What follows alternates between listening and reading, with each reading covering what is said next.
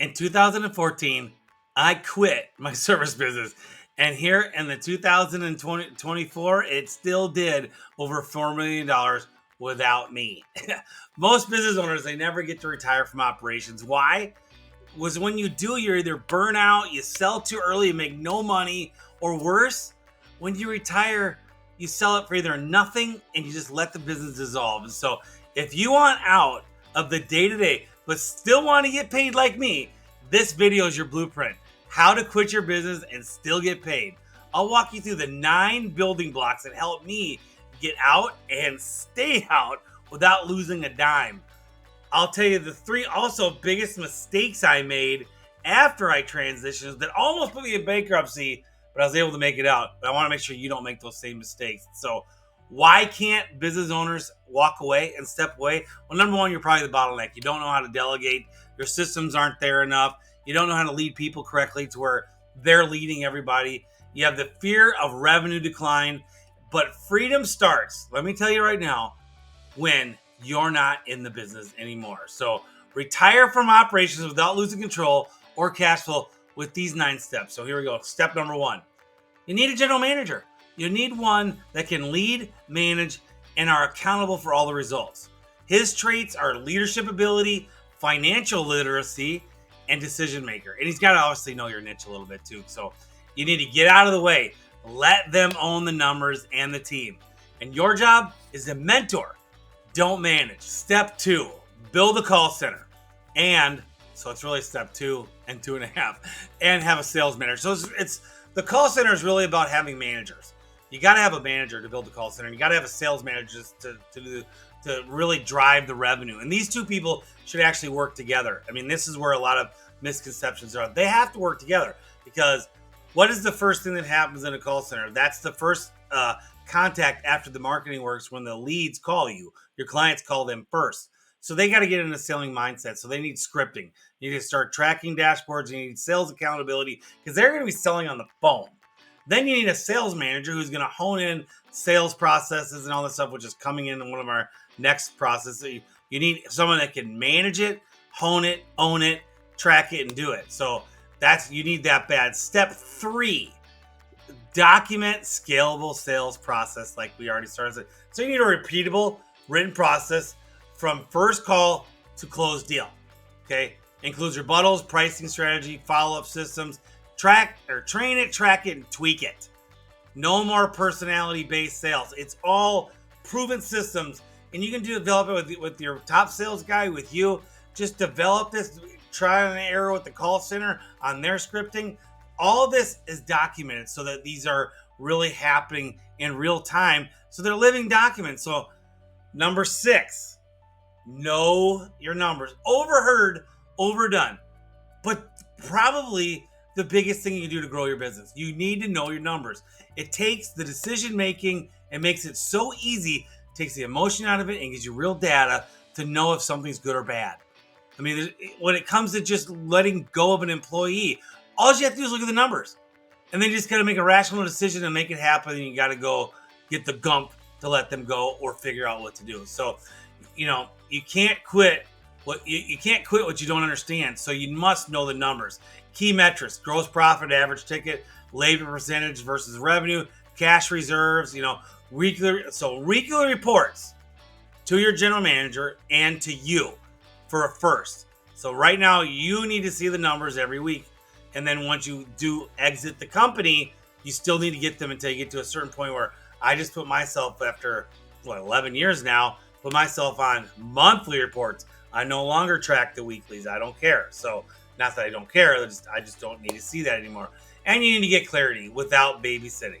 That's why you need to know your numbers. And so get the numbers done, and have somebody, a CFO or your bookkeeper in-house, do those. And that living numbers document that you get every month or every week, that's a living document. It means that you add more numbers to it when the more numbers you want to know.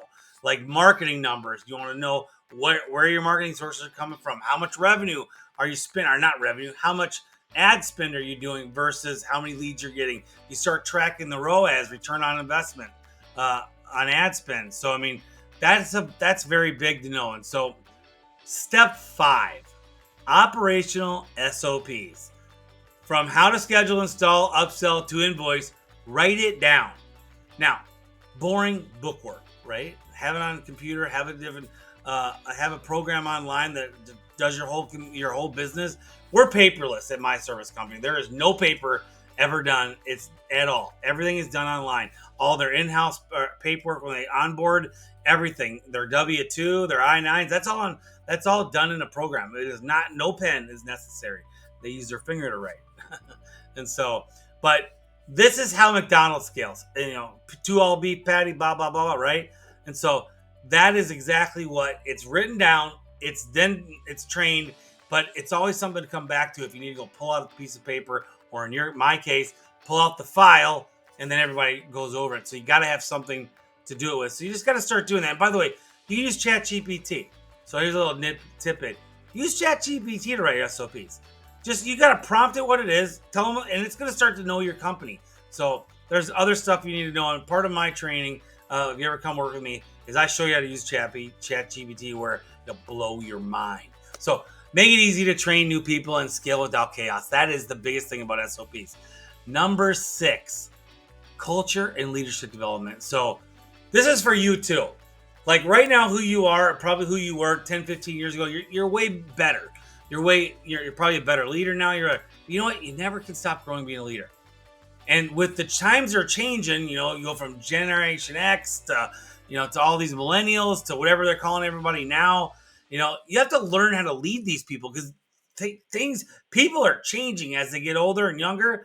You know, they're less reliant. Sometimes they're more reliant. It just depends, you know, what you want to do. So you want to make sure that you have that. People need purpose, not just a paycheck. That's another thing about get your culture going. You got to make sure the core values, the mission, and leadership expectations must be lived. Recognition systems, team meetings, and peer accountability. Team meetings is one of the biggest things that if you don't grow, or when you go to step out, even before, team meetings is so powerful. We added another sales meeting to our sales team last year. And when we did a survey on what have we done to help you the most, all the sales guys said the additional sales meeting has really helped them out a lot. And quite frankly, I thought when we added it, they'd be upset. We already have meetings. We added that extra one and they really enjoyed it. So really, create an environment where great people want to stay and they want to grow. That's the biggest thing. So now, step 7, marketing, advertising, and branding. Diversify lead sources, Google, Facebook, referrals, partnerships, Yelp, whatever. You got to get that down before you leave. Otherwise, you're going to be working on marketing all the time. Your brand should be more than just you. It should be the business. And so establish a marketing calendar, budget, and ROAS targets. You know, have someone own this. Hire someone that is going to really take control of that, whether it's internal or outsourced. Now, full disclosure, I do our marketing. I own a marketing company. I enjoy it. It doesn't feel like work, and I don't spend very much time on it. But I do the ads and stuff for our service business, and that's a part of it's like a hobby for me. It's like my hobby business, so I don't really consider that work. And so, you know, that's just the way it is. So number 8, we already talked about this a little bit, but I'm gonna really hone in on this. Meetings and reporting cadence. Weekly leadership meetings with clear KPIs. That's called level 10. You want to go read the book Traction? I would strongly suggest you do that. Read that book because it's going to talk about an L10 meeting. We have an L10 meeting every week, and then we have our other down below meetings. But you need to have meetings to be able to have everyone have clarity on what their function, mission, and tasks are for the week to hit their goals, to hit the company goals.